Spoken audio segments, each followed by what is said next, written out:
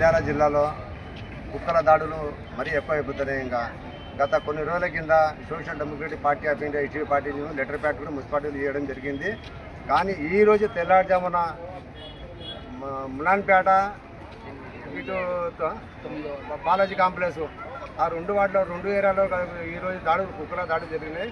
ముఖ్యం ఏమంటే ఇతన చెల్లెలు కొడుకు వయసు వచ్చి 6 సంవత్సరాలు ఉంటుంది పిల్లలకి, చిన్న అబ్బాయి. ఆ చిన్న అబ్బాయికి ముక్కు మీద ఇట కంటికాడ కరవడం జరిగింది.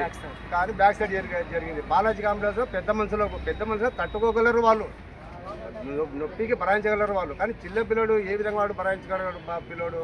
కానీ మేము ఇంతవరకు డిమాండ్ చేసినాము, వీలైనంత వరకు కుక్కల సంతానం తగ్గించడమని మేము రిక్వెస్ట్ చేసినాము, డిమాండ్ కూడా చేసినాము మేము. కానీ ఇది కొంతవరకు చేసినారు, కొంతవరకు చేయలేదు.